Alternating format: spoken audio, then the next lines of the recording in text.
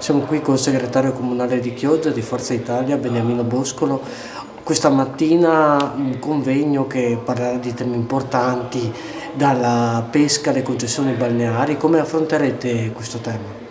Ci piaceva l'idea di mettere insieme un paio di settori, l'economia turistica relativa all'arenile e le imprese del mare, quindi l'economia della pesca, che c'entravano con l'Europa.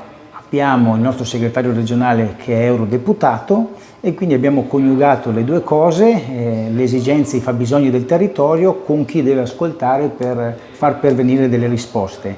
In mezzo l'abbiamo condito con gli amministratori comunali, provinciali e regionali che in qualche modo partecipano a questi due momenti di riflessione, quello delle 9:30 qui in municipio con i pescatori, perché si parla tanto di economia sostenibile della pesca, però quando parliamo di sostenibilità mettiamo insieme quelli che sono l'ambiente, il sociale e il lavoro. Ecco, il lavoro non può essere la Cenerentola dei tre settori di interesse, deve essere al pari degli altri, mentre l'Europa, che vorremmo fosse più madre che matrigna, invece, almeno per quanto riguarda la gestione passata, si incentrava molto sull'ambiente e sul sociale, mettendo in difficoltà quelli che sono poi le imprese della pesca. Poi avremo alle 11:30 un appuntamento a Sottomarina con gli operatori delle concessioni balneari, dove la Bolkestein oggi è stata di stretta attualità in tutte le vicende delle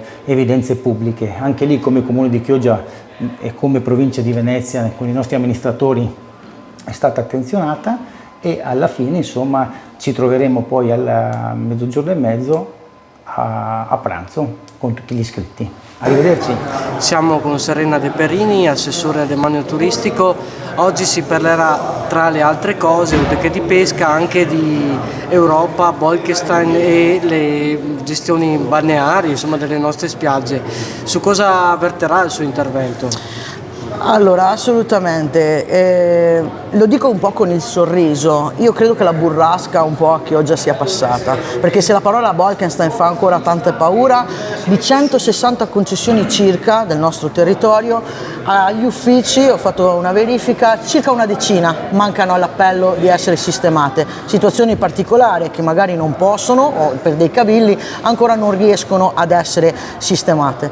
Le altre, diciamo, hanno utilizzato quel prezioso strumento che per noi è la 33, una legge regionale, è vero, ma in realtà abbiamo già percorso i tempi in chiave Bolkestein, perché già dal 2002 con il regolamento che è stata recepita dal nostro comune noi formalmente siamo già in Europa, abbiamo delle evidenze pubbliche, abbiamo delle comparazioni qualora arrivano più manifestazioni di interesse per la stessa concessione.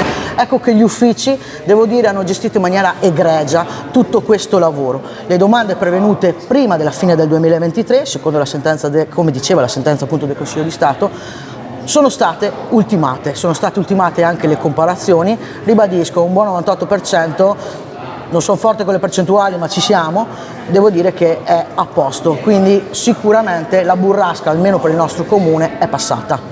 Grazie mille. Siamo con Marco Lanza, consigliere comunale all'interno del direttivo per la promozione del territorio di Forza Italia Chioggia. Un convegno sulle direttive europee e l'economia della pesca chioggiota.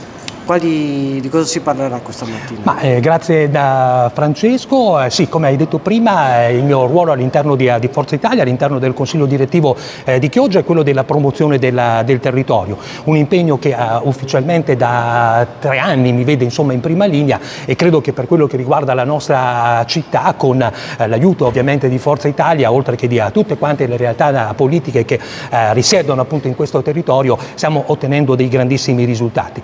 Come vedete, tra poco inizia quello che è un incontro molto importante, con il coinvolgimento anche di esperti del settore, ma con il titolo principale che è Salviamo la pesca.